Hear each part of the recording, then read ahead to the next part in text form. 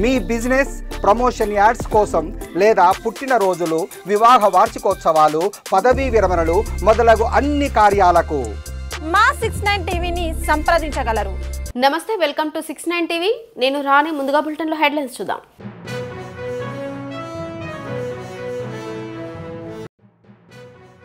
సేంద్రియ పద్ధతిలో పంటల సాగుతోనే భవిష్యత్తుకు భద్రత ఉంటుందని రైతులకు విజ్ఞప్తి.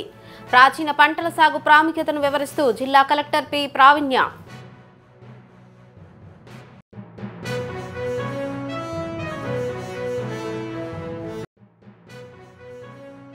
మొంతా తుఫాన్ ప్రభావిత ప్రాంతాలపై మంత్రి అనిత సమీక్ష. శారద నది ఉప్పొంగి ప్రవహింపు, రైతులతో సమావేశం.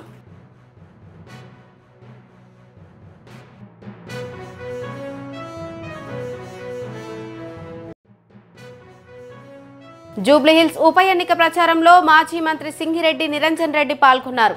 కాంగ్రెస్ పై తీవ్ర విమర్శలు. మాగంటి సునీత విజయం పట్ల ధీమా.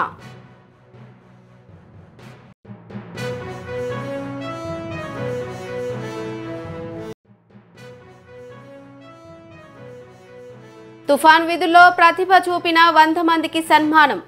టెలికాన్ఫరెన్స్ లో అధికారులకు సీఎం చంద్రబాబు ఆదేశం.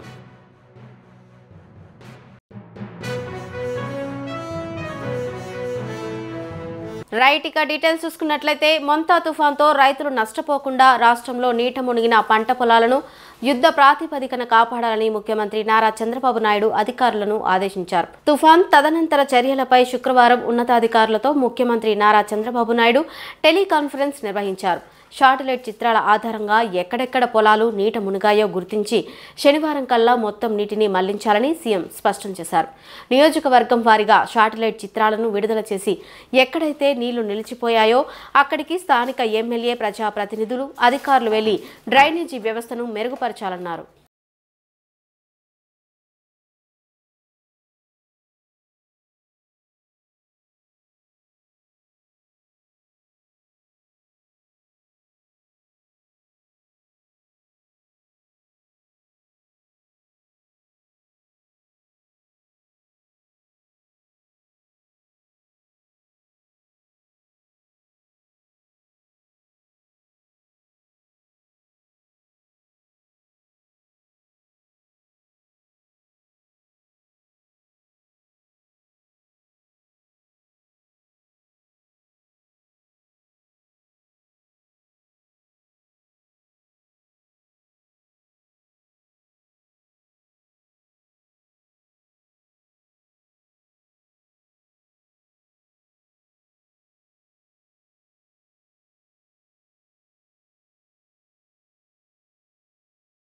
రాష్ట్రీయ ఏకతా దివాస్ సర్దార్ వల్లభాయ్ పటేల్ 150వ జయంతి సందర్భంగా సంగారెడ్డి జిల్లా పోలీస్ శాఖ ఆధ్వర్యంలో run for unit 2K run SP Paritosh Pankaj, అదనపు కలెక్టర్ చంద్రశేఖర్ ప్రారంభించారు. జిల్లా కలెక్టరేట్ కార్యాలయం నుండి ఐబీ వరకు run for unity 2K run కార్యక్రమాన్ని నిర్వహించారు. ఈ సందర్భంగా ఎస్పీ పరితోష్ పంకజ్ మాట్లాడుతూ సర్దార్ వల్లభాయ్ పటేల్ గారి జయంతిని పురస్కరించుకుని ప్రతి సంవత్సరం అక్టోబర్ 31ని రాష్ట్రీయ ఏకతా దివాస్ గా పిలుస్తామన్నారు. వల్లభాయ్ పటేల్ గారి పోరాట పటిమ ద్వారా భారతదేశ చరిత్రలోనే ప్రఖ్యాత వ్యక్తిగా గుర్తింపు పొందారు. వల్లభాయ్ పటేల్ గారు రాష్ట్ర ఐక్యతకు చేసిన కృషి, న్యాయకత్వ లక్షణాలను మెచ్చి మహాత్మా గాంధీ గారు ఆయనకు సర్దార్ బిరుదును ఇచ్చారు.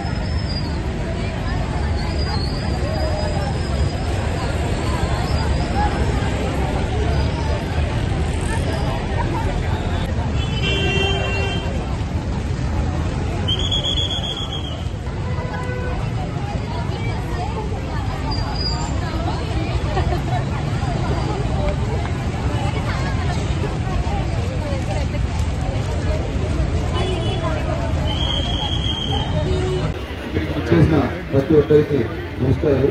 ఏకతా దివాస్ సందర్భంగా ఏకతా దివాస్ రన్ మనం ఆర్గనైజ్ చేయడం జరిగింది. దీనికి ముఖ్య అతిథిగా జిల్లా కలెక్టర్ శ్రీ పట్టి కేల్ గారు, అసిస్టెంట్ కలెక్టర్ శ్రీ హర్ష్ చౌదరి గారు, అసిల్ ఎస్పీ రామనాయక్ గారు, DSP Srinivas, DSP Veeresh, inspector Deen Kumar, inspector David, ఇంకా రామ్ నాయక్ అందరు కూడా వచ్చారు. మన వికారాబాద్ పుర ప్రజలందరికీ, వివిధ పార్టీ నాయకులకు, వివిధ పార్టీ ప్రజలందరికీ కూడా అందరికీ కూడా శుభోదయం.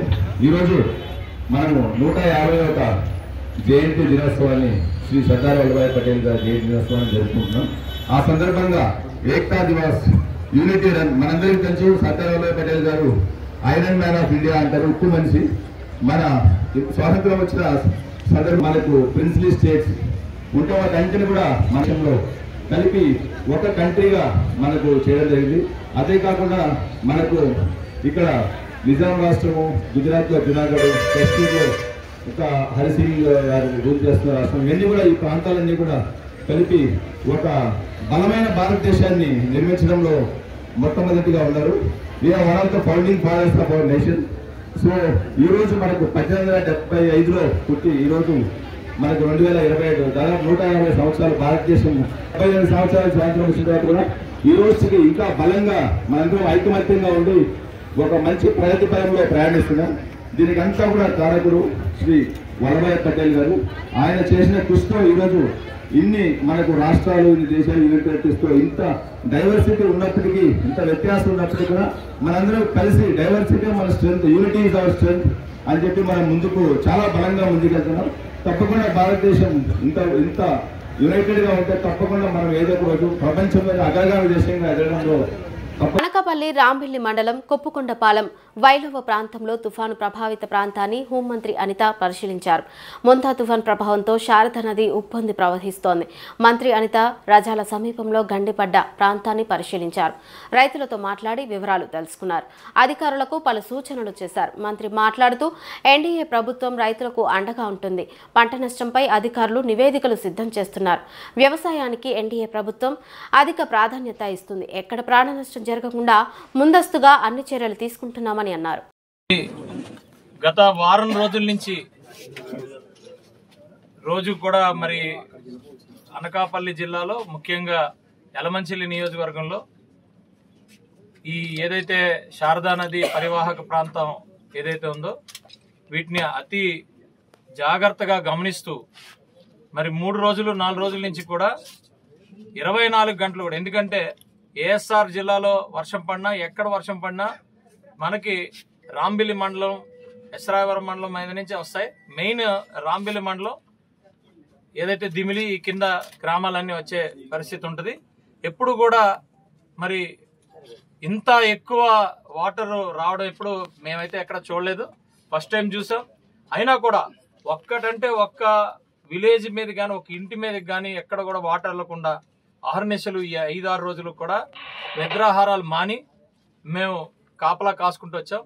కానీ లాస్ట్లో ఈ కింద ఇంకా ఒక 1.5 కిలోమీటర్ మరి సముద్రంలో కలుస్తుందన్న దగ్గర ఇక్కడ మరి గండి పడింది. ఈ గండి కూడా మేము పూడ్చడం జరిగింది, ముందే బ్యాగ్స్ వేసుకున్నాం. కానీ ఈ ఫుల్ ఫోర్స్ లో వచ్చింది. మీరు చూసే ఉంటారు.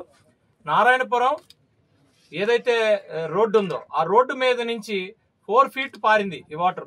అయినా కూడా జాగ్రత్తగా అటు ఇటు కూడా శాండ్ బ్యాగ్స్ వేసి ప్రాపర్ గైడ్ చేసాం. ఒక్క వాటర్ బొట్టు కూడా ఇటు రాకుండా అంత ప్రాపర్ గా 4 ఫీట్ వాటర్ ని కూడా గైడ్ చేసుకుంటూ సముద్రంలోకి తీసుకెళ్లగలిగాము. కానీ ఇక్కడ ఒక చిన్న ప్రాబ్లం మరి అది ఏర్పడటం, ఆ ఫోర్స్ కి పడిపోవడం జరిగింది. అయినా కూడా మేము గత 2 రోజుల నుంచి కూడా ఈ రిస్టోరేషన్ కార్యక్రమంలో కంటిన్యూస్ గా మరి కలెక్టర్ గారు, ఎస్పీ గారు, మేము అలాగే ఇప్పుడు హోంమంత్రి గారు కూడా కంటిన్యూస్ ఫాలోఅప్ చేయటం, ఇందాక ఎంపీ గారు కూడా రావటం జరిగింది. అందరం కూడా మరి వీటి మీద పూర్తి కాన్సన్ట్రేట్ చేస్తాం. రేపు పొద్దున కల్లా కూడా రీస్టోర్ చేసే పరిస్థితి ఉంది ఇక్కడ.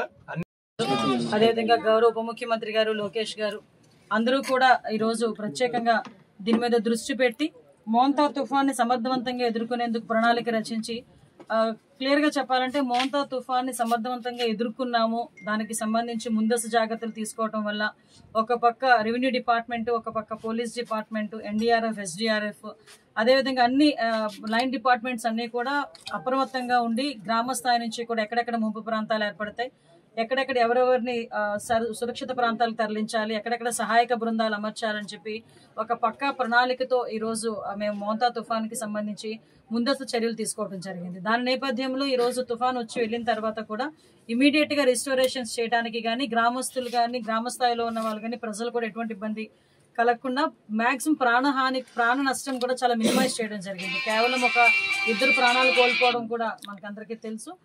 అది కూడా బాధాకరం. ఇటు పరిస్థితుల్లో అది కూడా జరగకూడదన్న నేపథ్యంలోనే ఉన్నాం, కానీ అది కూడా ఒక దురదృష్టం. అదేవిధంగా క్యాటిల్ లాస్ కూడా మినిమైజ్ చేసాం, అదేవిధంగా ఆస్తి నష్టం కూడా మినిమైజ్ చేసాం. అయితే ఇక్కడ మనకి అనకాపల్లి జిల్లాకి సంబంధించి ఈ శారదా నది ప్రవాహిక ప్రాంతం మనందరికీ కూడా తెలిసిందే. ఎప్పటి నుంచో శారదా నది ఎప్పుడైనా మనకి వరద వచ్చింది అంటే ఒక పక్క వర్షాల వల్ల, అట్ ద సేమ్ టైం మనకి అల్లూరు సీతారామరాజు జిల్లాలోని ఏదైనా వర్షం పడినా క్యాచ్మెంట్ ఏరియా అక్కడ నుంచి కూడా ఈ శారదా నదికి వరద ముప్పు అనేది ఎక్కువగా వస్తుంది.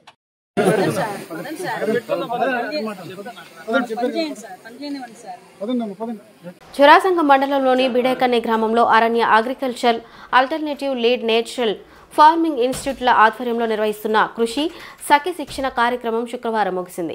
ఈ కార్యక్రమానికి ముఖ్య అతిథిగా జిల్లా కలెక్టర్ పి ప్రావీణ్య హాజరయ్యారు.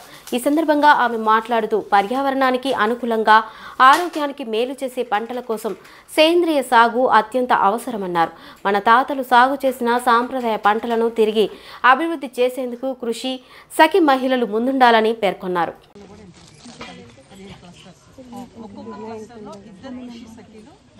ఎంపిక చేశారు. అది డిఆర్డిఓ వాళ్ళు ప్లస్ అగ్రికల్చర్ డిపార్ట్మెంట్ ఏఈఓస్ అందరు కలిసి దాన్ని ఎన్ఎంఎన్ఎఫ్ గైడ్లైన్స్లో సెలక్షన్ క్రైటీరియా ప్రకారము అంటే దాంట్లో అంటే ఇది ఏమేమి జరిగిందనేది కూడా మీరు ఇంట్రాక్ట్ అమ్మా. ఫస్ట్ ఆల్ 15 గ్రామాల నుంచి ఉన్నారు ఇక్కడ మండలం వాళ్ళు.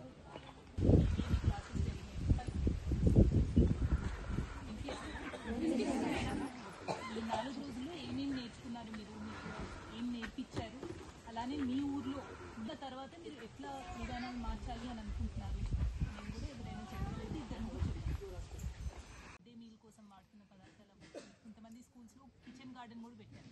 మీరు ఇక్కడ నేర్చుకున్నవన్నీ ఆ కిచెన్ గార్డెన్లో కూడా ఫస్ట్ స్టార్ట్ చేయొచ్చు. మీరు ఒకేసారి ఊరంతా చేయాలన్నా కానీ కష్టమే.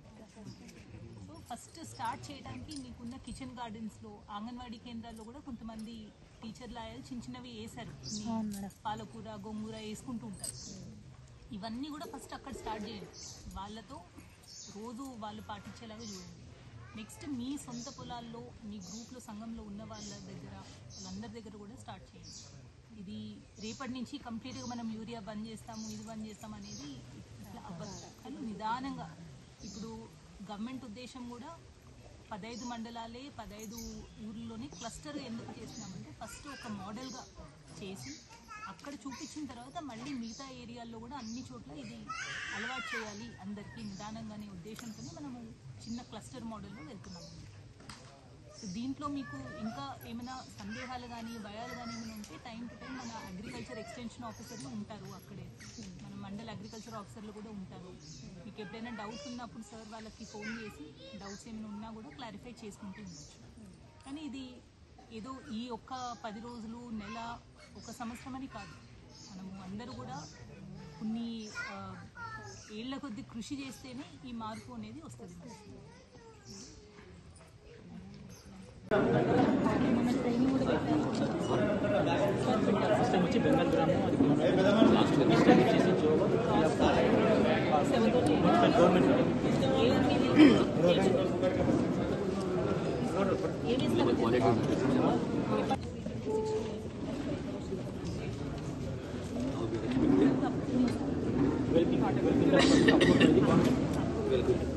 Average yield is 6 to 8. 6 to 12. What is the distraction or what is the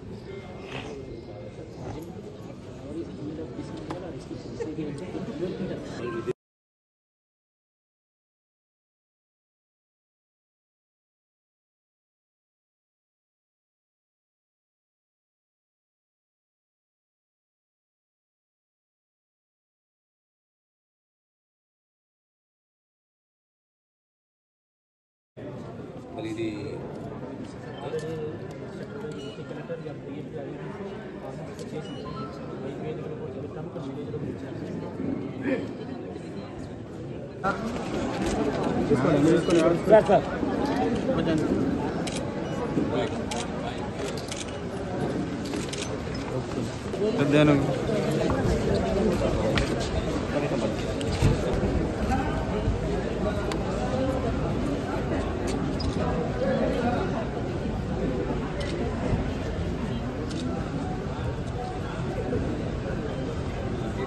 Medak జిల్లా కేంద్రంలో బీజేపీ కార్యాలయం నుండి రామ్దాస్ చౌరస్తా వరకు పాదయాత్ర చేపట్టారు. ఈ సందర్భంగా మీడియాతో మాట్లాడుతూ సర్దార్ వల్లభాయ్ పటేల్ గారి 150వ జయంతి సందర్భంగా ప్రధానమంత్రి నరేంద్ర మోడీ భారతదేశంలో చరిత్ర గల గొప్ప వ్యక్తులు ఎవరైతే ఉన్నారో వాళ్లను ఈ ఒక్క ప్రజలకు ప్రపంచానికి తెలియచేయాలని ఒక గొప్ప ఉద్దేశంతోని ఇలాంటి కార్యక్రమాలు నరేంద్ర మోడీ చేస్తున్నారని అన్నారు. సర్దార్ వల్లభాయ్ పటేల్ గారి 150వ జయంతిని పురస్కరించుకుని మెదక్ పట్టణంలో వారికి ఘన నివాళులు అర్పిస్తూ వారి యొక్క ఆశయాలను ముందుకు తీసుకుపోతూ వారి ఆశయాలను కొనసాగించాలని కోరారు.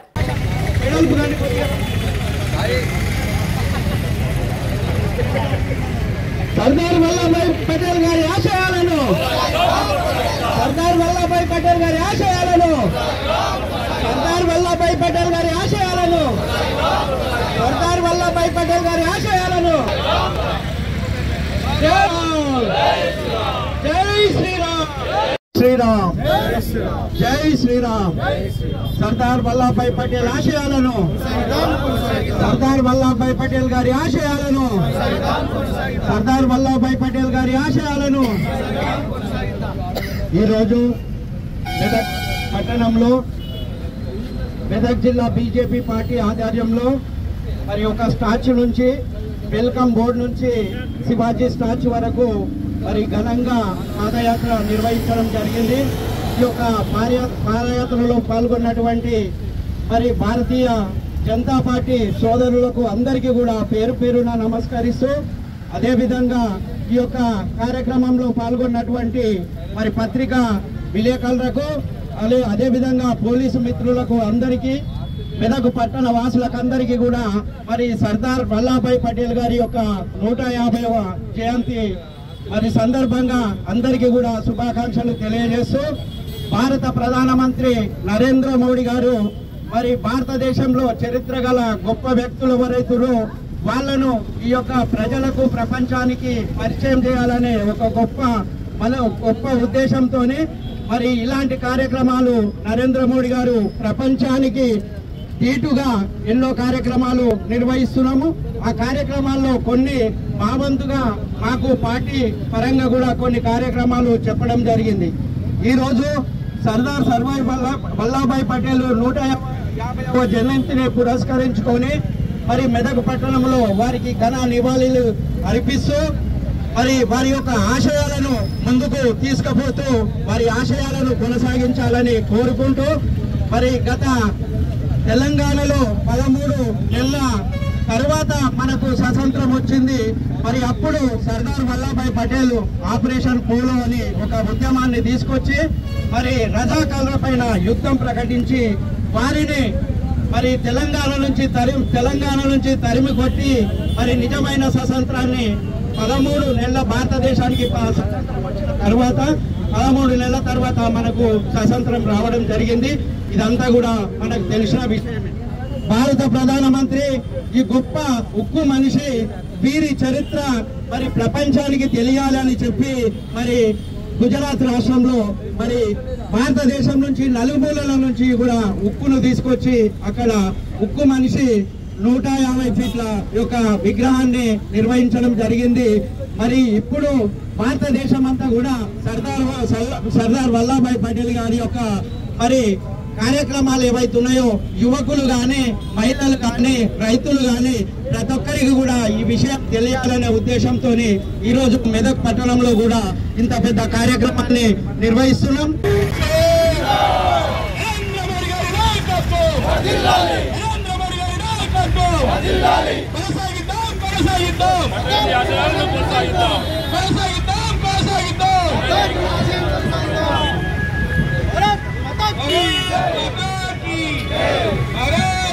తెర్పోల్ గ్రామంలో సిపిఎం పర్యటన భాగంగా జిల్లాలో మొంతాన్ తుఫాన్ వల్ల పంటలు నష్టపోయిన రైతులకు ఎకరాకు 50,000 రూపాయల నష్టం పర్యాయం చెల్లించాలని సిపిఎం జిల్లా కార్యదర్శి గొల్లపల్లి జయరాజు ప్రభుత్వాన్ని డిమాండ్ చేశారు.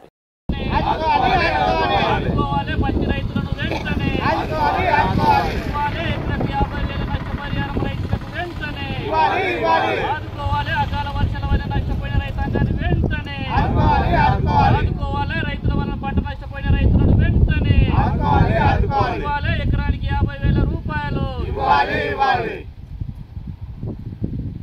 అకాల వర్షాల వల్ల పంటలు నష్టపోయిన రైతాంగాన్ని తక్షణమే ఆదుకోవాలని సిపిఎం పార్టీ డిమాండ్ చేస్తూ ఈరోజు కొండాపూర్ మండలం నేర్పోను గ్రామంలోని పత్తి పంటను పరిశీలించడం జరుగుతూ ఉంది.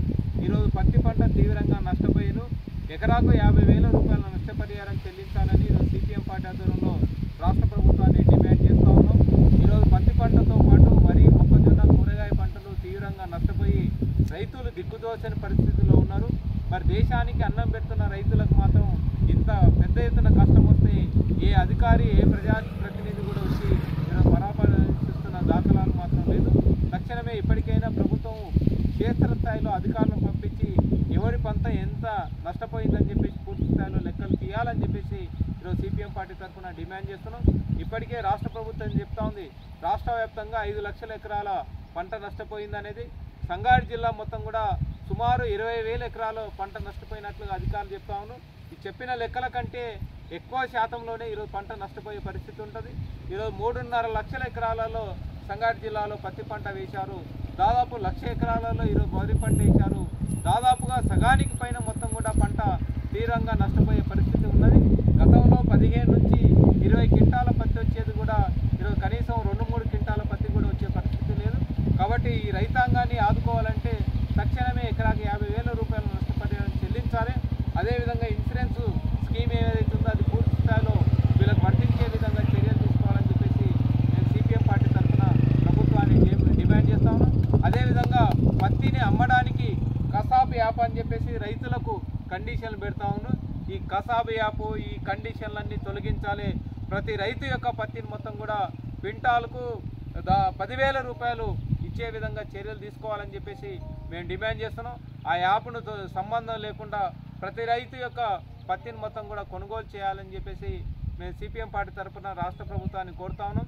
జిల్లా కలెక్టర్ గారు కూడా తక్షణమే చర్యలు తీసుకొని ఈ యాప్ తోటి సంబంధం లేకుండా పత్తి అంతా కూడా కొనే విధంగా, అదేవిధంగా ప్రతి పత్తి రైతును మొత్తం కూడా ఆదుకునేటట్లు తక్షణమే చర్యలు తీసుకోవాలని చెప్పేసి మేము రాష్ట్ర ప్రభుత్వాన్ని డిమాండ్ చేస్తున్నాం. లేనిచో మాత్రం పెద్ద ఎత్తున రైతులను మొత్తం కూడా తీసుకుపోయి పెద్ద ఎత్తున కలెక్టరేట్ దగ్గర ఆందోళన చేస్తామని చెప్పేసి హెచ్చరిక చేస్తాం. రైతాంగాన్ని ఆదుకోవాలి. తుఫాను వల్ల పంటలు నష్టపోయిన రైతాంగాన్ని ఇవ్వాలి. ఎకరాకు 50,000 రూపాయల నష్టపరిహారం ఇవ్వాలి. ఎకరాకు 50,000 రూపాయల నష్టపరిహారం ఆదుకోవాలి. పంటలు నష్టపోయిన రైతాంగాన్ని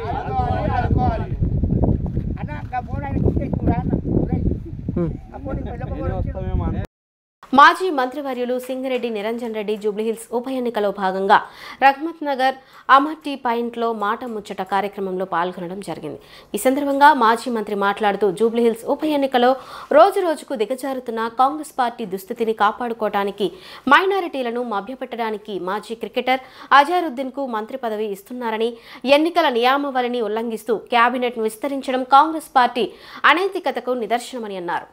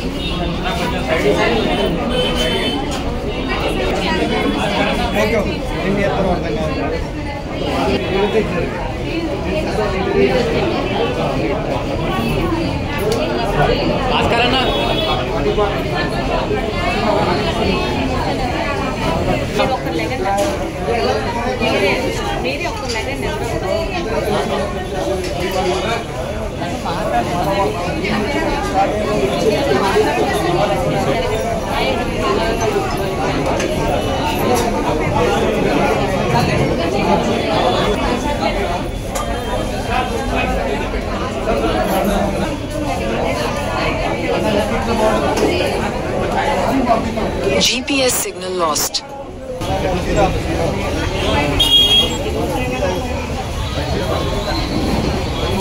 ఎన్నికల ప్రచారంలో భాగంగా గత 10-12 రోజులుగా మేము వనపర్తి నియోజకవర్గానికి సంబంధించినటువంటి మా పార్టీ శ్రేణులు, నేను, నాతో పాటు మా నాయకులు ఈ రహమత్ నగర్ లో ఉండేటువంటి ఒక 10 బూతుల ఏరియాలో ఈ ప్రచారంలో భాగస్వాములమైనాము. ఇక్కడ ఉండేటువంటి మొత్తం 10 బూతులకు సంబంధించినటువంటి అన్ని ఏరియాస్ అంతా కూడా బస్తీలంతా కూడా తిరుగుతున్నాం. ప్రజలందరినీ కూడా పర్సన్ టు పర్సన్, వ్యక్తి నుంచి ప్రతి వ్యక్తిని కలుస్తూ ఉన్నాం. ఈ రోజు ప్రత్యేకంగా అన్ని ఛాయ కూడళ్ల దగ్గర, టీ పాయింట్స్ కావచ్చు, ఛాయ్ హోటల్స్ కావచ్చు, ఛాయ్ బిస్కెట్తో పాటు ఇక్కడ హోటల్కి వచ్చేటువంటి సందర్శకులు కానీ, హోటల్ యజమానులు కానీ, వర్కర్స్ కానీ వీళ్ళందరితో కూడా సంభాషించేటువంటి ఒక ప్రత్యేక కార్యక్రమం ఇవాళ పార్టీ పిలిపించింది మొత్తం హైదరాబాద్లో. సో అందులో భాగంగా ఈ టీ పాయింట్కి వచ్చినాం. మేము టీ యజమానితోనే మాట్లాడినాము. వాజిద్ ఆయన పేరు. ఆయన చెప్తుండే క్లియర్గా పలు విషయాలు చెప్పినాడు ఇప్పుడు మీ ముందే. ఒకటి, చిరంజీవి మాట్లాడుతూ డీప్ ఫేక్ పై ప్రభుత్వాలు అసెంబ్లీలో చట్టాలు తీసుకురావాలని కోరారు. అలాగే డీప్ ఫేక్ పై ఒక చట్టం తీసుకొచ్చే దిశగా పోలీస్ వ్యవస్థ ప్రయత్నించడం అభినందనీయమని తెలిపారు. సామాన్యులకు డీప్ ఫేక్ నుండి రక్షణ లభించాలని మెగాస్టార్ చిరంజీవి అన్నాడు.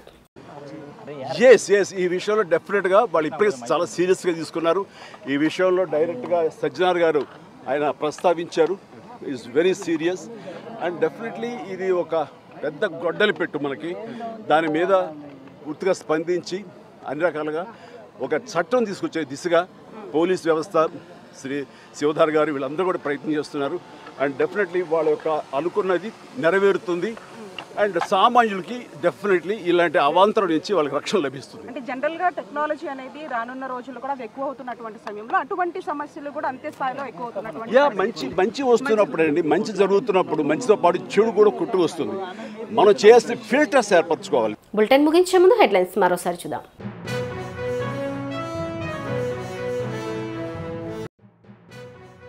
సేంద్రియ పద్ధతిలో పంటల సాగుతోనే భవిష్యత్తుకు భద్రత ఉంటుందని రైతులకు విజ్ఞప్తి. ప్రాచీన పంటల సాగు ప్రాముఖ్యతను వివరిస్తూ జిల్లా కలెక్టర్ పి ప్రావీణ్య.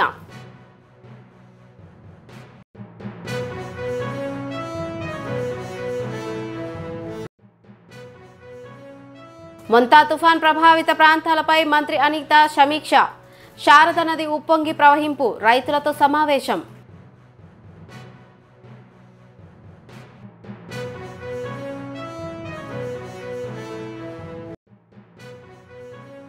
జూబ్లీహిల్స్ ఉప ఎన్నిక ప్రచారంలో మాజీ మంత్రి సింగిరెడ్డి నిరంజన్ రెడ్డి పాల్గొన్నారు. కాంగ్రెస్ పై తీవ్ర విమర్శలు, మాగంటి సునీత విజయం పట్ల ధీమా.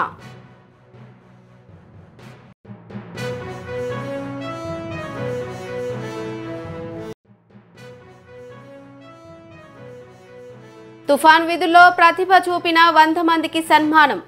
టెలికాన్ఫరెన్స్ లో అధికారులకు సీఎం చంద్రబాబు ఆదేశం.